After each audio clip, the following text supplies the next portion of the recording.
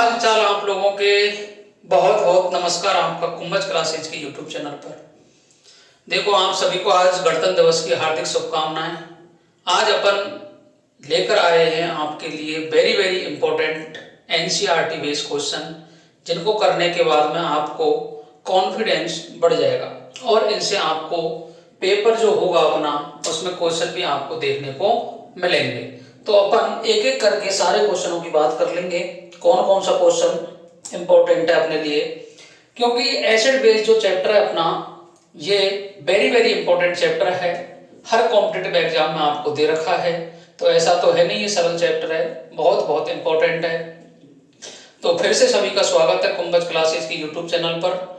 तो आप सभी लाइक, शेयर और सब्सक्राइब इस चैनल को कर लें, ताकि आपके जितने भी साइंस बैकग्राउंड के एग्जाम हैं उनके लिए ये वीडियो आपके लिए हेल्पफुल रहने वाली है।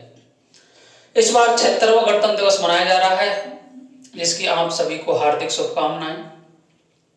अपन स्टार्ट करते हैं अपना टॉपिक, जो मैंने आपसे वादा किया था कि अपन क्वेश्चन की प्रैक्टिस करने वाले हैं। तो क्वेश्चन नंबर 1 से अपन स्टार्ट करेंगे। एसिड बेस के बहुत ही इंपॉर्टेंट क्वेश्चन हैं। 10 क्वेश्चन मैं आपको लेकर के आया हूं इस वीडियो में, जिनके माध्यम से मैं कंप्लीट चैप्टर को समराइज करने की कोशिश करूंगा। ठीक है, तो स्टार्ट करते हैं फर्स्ट नंबर क्वेश्चन से। देखिएगा, फर्स्ट नंबर क्वेश्चन क्या कहता है कि निम्नलिखित वक्तव्यों को ध्यान से पढ़ें। इन वक्तव्य जो दे रखे हैं आपको ABCD, इनको ध्यान से पढ़ना है।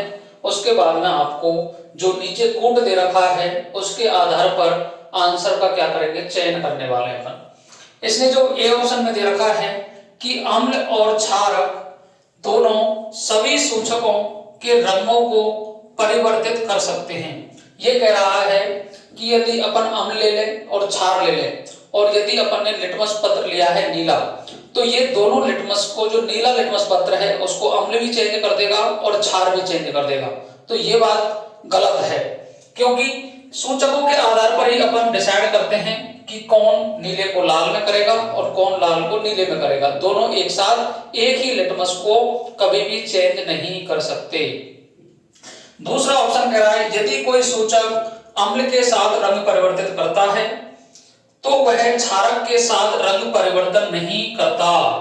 यह कह रहा है कि यदि आपने कोई भी लिटमस पत्र लिया है, यदि वह अम्ल के साथ अभिक्रिया करता है और क्षारक के साथ वह अभिक्रिया नहीं करता है, तो यह बात बिल्कुल गलत है।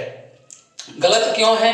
क्योंकि आपने जिस भी लिटमस का यूज कर रहे हो आप, तो वह अम्ल के साथ कोई रिएक्शन दे सकता है और क्षारक के साथ में भी कोई रिएक्शन दे सकता है। जैसे मैं बात करता हूं प्राकृतिक सूचक में किसकी, गुड़हल की पुष्प, जो गुड़हल के पुष्प होते हैं वह अम्ल के साथ में तो मैजेंटा कलर देते हैं, जबकि क्षारक के साथ में गुलाबी कलर देते हैं। वो मैजेंटा कलर देते हैं अम्ल के साथ में, और क्षारक के साथ में वो हरा कलर देते हैं। कौन सा कलर देते हैं? हरा। ये आपको याद रखना है। तो ये बात भी गलत हो जाती है। इसी आधार पर थर्ड ऑप्शन है यदि कोई सूचक क्षारक के साथ रंग परिवर्तित करता है तो वह अम्ल के साथ रंग परिवर्तन नहीं करता। ये भी बात गलत हो गई। फोर्थ ऑप्शन पढ़ेंगे अपन, अम्ल और क्षारक के रंग में परिवर्तन सूचक के प्रकार पर निर्भर करता है। ये बात बिल्कुल सही है, क्योंकि सूचक ही डिसाइड करेगा कि अम्ल के साथ में रिएक्शन देनी है या नहीं देनी, क्षारक के साथ में रिएक्शन करनी है या नहीं करनी। तो कौन डिसाइड करता है? सूचक डिसाइड करता है। तो इस तरीके से अपना जो सही कथन का चयन करना है इसमें से, तो सभी नहीं हो सकते, BCD भी नहीं हो सकता, A and D भी नहीं हो सकता, केवल D is the correct answer. यह आपकी क्लास 7th की एक्सरसाइज में साइंस की बुक में दे रखा हुआ क्वेश्चन है, जो आपको आना चाहिए। ये क्वेश्चन वेरी वेरी इंपॉर्टेंट है, आ सकता है, क्योंकि अपन काफी बार सोच जाते हैं कि अम्ल के साथ रंग परिवर्तन नहीं कर रहा है तो क्षारक के साथ में नहीं करेगा। तो ये अपन एक तरीके से सोचते हैं, तो ये बात अपन को सही लगती है, लेकिन ये सूचक पर डिसाइड करता है। सूचक दो प्रकार के होते हैं, प्राकृतिक और संश्लेषित। तो प्राकृतिक में मैंने आपको बताया कि जो गुड़हल की पुष्प हैं, गुड़हल के जो पुष्प हैं वो अम्ल के साथ में मैजेंटा कलर देते हैं, जबकि क्षारक के साथ में हरा रंग देते हैं।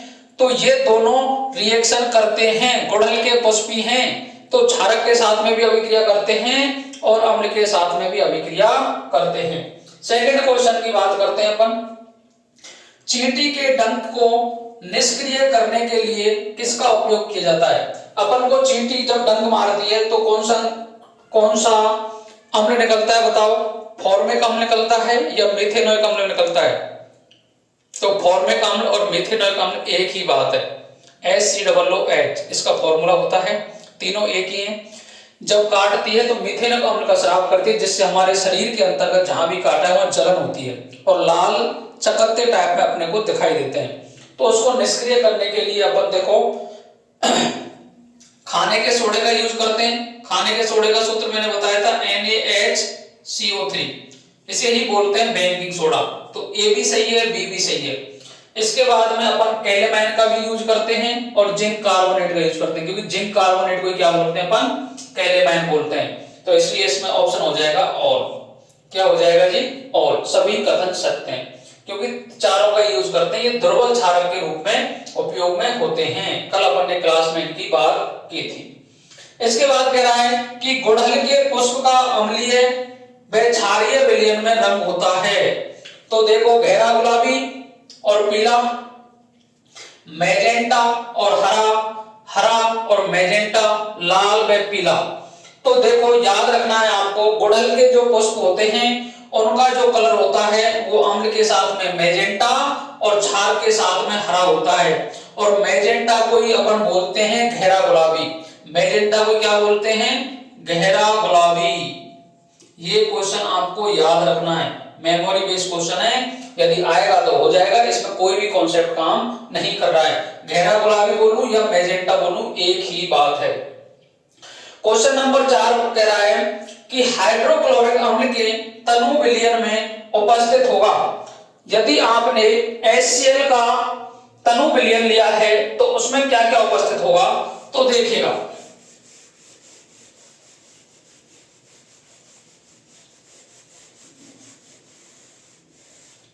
ऑप्शन आपको दिखने रहे होंगे इसलिए मैं लिख देता हूं। ए ऑप्शन है OH minus plus Cl minus. B option है अपना H3O positive plus Cl minus. C option है अपना H3O positive plus OH minus. D option है अपना अनआयनित HCl। तो आपको पता है कि HCl को अपन पानी में डालेंगे तो HCl plus H2O in convert H3O positive plus Cl minus. क्योंकि H प्लस हमेशा अकेला नहीं होता, ये हाइड्रोनियम आयन के रूप में चला जाता है। किसके रूप में? हाइड्रोनियम आयन के रूप में। ठीक है, तो कौन सा ऑप्शन हो जाएगा बताओ? H3O positive and Cl negative. B option is the correct answer. आई बात समझ में?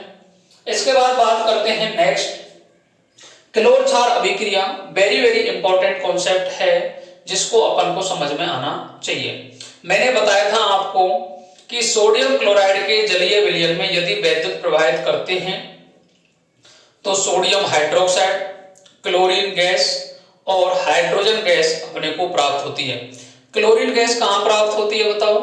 क्लोरीन गैस प्राप्त होती है अपने को एनोड पर और हाइड्रोजन गैस मिलती है कैथोड पर। इसका रिप्रेजेंटेशन पूछा है आपको तो देखो NaCl का जलीय विलयन होता है। NaCl सॉलिड फॉर्म होता है। जब इसमें अपन जल मिलाते हैं तो NaCl एक्वस होता है, जलीय विलयन होता है इसका। ठीक है जी। लिक्विड बोल रहा है तो द्रव अवस्था में NaCl कभी भी नहीं पाया जाता है। द्रव अवस्था में आपको मिलता तो आप खाने में नमक नहीं डालते, उसका द्रव डालते, अर्थात लिक्विड फॉर्म आप उसमें डालते, लेकिन ये सॉलिड फॉर्म मिलता है तो इसका जलीय विलयन होता है। तो NaCl लिक्विड में दे रखा है। ए ऑप्शन तो गलत हो गया। बी ऑप्शन हो सकता है, ये हो सकता है और ये हो सकता है, तीन तो हो सकते हैं। बोलो। इसके बाद में जो जल है वो एक्वस नहीं हो सकता क्योंकि जल तो लिक्विड फॉर्म में मिलता है, एक्वस तो होता ही नहीं है। तो बी ऑप्शन भी कर रहे हैं अपना। ए कट गया, बी कट गया। उसके बाद बात आती है सी ऑप्शन की। NaCl एक्वस है, H2O लिक्विड है, NaOH एक्वस है, Cl2 एक्वस है, H2 एक्वस है। ये भी हो नहीं सकते क्योंकि Cl2 और H2 क्या है जी, गैस हैं। तो ये ऑप्शन भी कट गया। तो एक ऑप्शन अपने पास बचता है 2NaCl aqueous plus 2H2O liquid. इसको इलेक्ट्रोलाइसिस कराएंगे इसका तो 2NaOH एक्वस बन जाएगा, Cl2 गैस मिल जाएगी और H2 गैस। आई बात समझ में? D option is the correct answer. Very very important question है ये, BBIP लगा इसका आगे, क्योंकि आपको रीड के दो टर्म, रीड का जो एग्जाम है ये 2 शिफ्ट में होगा, तो किसी ना किसी शिफ्ट में आपको इसका रिप्रेजेंटेशन पूछ सकता है। नेक्स्ट क्वेश्चन की बात करते हैं, निम्न में से कौन सा एक क्षारक नहीं है? कौन सा क्षार नहीं है? तो देखो KOH है, NaOH भी है, NH4OH भी है, ये दोनों प्रबल क्षार है। कैसे क्षार हैं? प्रबल क्षार है। जबकि NH4OH क्या है? दुर्बल क्षार है। क्या है जी? दुर्बल क्षार है। और C2H5OH ये अम्लीय होता है। एल्कोहल क्या होता है? अम्लीय। तो ये D option is the correct answer, क्योंकि ये OH इसमें H बॉन्डिंग के रूप में मिलता है, इसके ये क्षार नहीं है। आई बात समझ में? इसके बाद मैं बात करता हूं क्वेश्चन नंबर 7। क्वेश्चन नंबर 7 की अपन बात करेंगे। तो क्वेश्चन नंबर 7 क्या कहता है, बोलो, निम्न में से कौन सा एक खनिज अम्ल नहीं है? खनिज अम्ल नहीं है। तो देखो हाइड्रोक्लोरिक अम्ल एक खनिज अम्ल है, सल्फ्यूरिक अम्ल भी एक खनिज अम्ल है, नाइट्रिक अम्ल भी एक खनिज अम्ल है, जबकि सिट्रिक अम्ल एक कार्बनिक अम्ल है। क्या कैसा अम्ल है? कार्बनिक अम्ल। 3 ऑप्शन सेम है, एक अलग है। सिट्रिक अम्ल कैसा है बताओ? कार्बनिक अम्ल है। इसके बाद है कि गोल्ड को घोलने के लिए किसका उपयोग किया जाता है? क्या हाइड्रोक्लोरिक अम्ल का यूज करते हैं? नहीं। सल्फ्यूरिक अम्ल का करते हैं? नहीं। नाइट्रिक अम्ल का करते हैं? नहीं। एक्वा रेजिया का यूज करते हैं अपन। किसका करते हैं? एक्वा रेजिया का। ये 3:1 में होता है, HNO3 और HCl का सॉल्यूशन। एक्वा रेजिया का अपन यूज करते हैं। सोने को गलाने के लिए किसका यूज करते हैं? एक्वा रेजिया का। इसके बाद आता है क्वेश्चन नंबर 9 कि यदि कोई बालक दृष्टि दोष है, दृष्टि दोष का मतलब उसको दिखाई नहीं दे रहा है, तो युक्त विद्यार्थी को किसको अम्ल क्षारक सूचक के रूप में उपयोग करते हैं? कोई आंखों से उसको दिखता नहीं है, उसके लिए अपन अम्ल और क्षारक सूचक के लिए किसका यूज करते हैं? तो आपको पता है लिटमस, लिटमस के लिए आंखें चाहिए अपने को, हल्दी के लिए आंखें चाहिए, पेटूनिया की पंखुड़ियां इसके लिए भी आंखें चाहिएंगी, लेकिन वेनिला, वेनिला के लिए अपने को क्या नहीं चाहिए? आंखें, क्योंकि ये क्या है? एक गंधीय सूचक, ऑल्फैक्टरी इंडिकेटर है। प्याज हो गया, वेनिला का सत हो गया, लौंग हो गई, लौंग का तेल हो गया, ये सारे किसके एग्जाम्पल हैं जी? ऑल्फैक्टरी इंडिकेटर के। क्वेश्चन नंबर 10, दांत के एनेमल में कैल्शियम फॉस्फेट होता है, इसकी प्रकृति क्या होगी जी? जो हमारे दांतों के ऊपर एनेमल का कवच मिलता है, ये किस नेचर का होता है? ये होता है जी क्षारीय नेचर का। किस नेचर का? क्षारीय नेचर का। इसलिए ही तो जीवाणु क्रिया नहीं कर पाते दांतों पर। अगर ये अम्लीय प्रकृति का होता तो हमारे दांतों में सड़न स्टार्ट हो जाती। आई बात समझ में?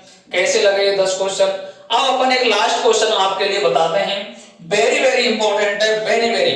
और ये समझने का है कि जैसे मेरे पास में एक पर्सनल ये टेस्ट ट्यूब है, दूसरी टेस्ट ट्यूब ये है, ठीक है जी। इसमें कोई भी सॉल्यूशन भरा है, इसमें आपने क्या किया? नीले लिटमस को ले गए, आप नीले लिटमस को ले गए, इसमें आपने लिया लाल लिटमस। क्या लिया जी? लाल लिटमस, ठीक है। लाल नीले लिटमस को ले गए तो इसका जो कलर था उसमें कोई भी चेंज नहीं हुआ। इसमें आप लाल लिटमस को ले गए तो इसके भी कलर में कोई चेंज नहीं हुआ। तो आपको बताना है कि इसमें अम्ल उपस्थित है या क्षार। इसमें भी आपको बताना है कि अम्ल उपस्थित है या क्षार। इस क्वेश्चन का आंसर आप लिखेंगे कमेंट बॉक्स में। आप लास्ट तक इस वीडियो में पहुंच जाएंगे तो आप मेरे को इसका आंसर देंगे, ताकि मेरे को पता पड़े कि आपको अम्ल और क्षार और लवण वाला चैप्टर कंप्लीटली समझ में आया है या नहीं। तो आज के लिए रखते हैं यहीं तक। Thank you very much. Again happy Republic day. Thank you very much. Radhe Radhe. जय श्री कृष्ण।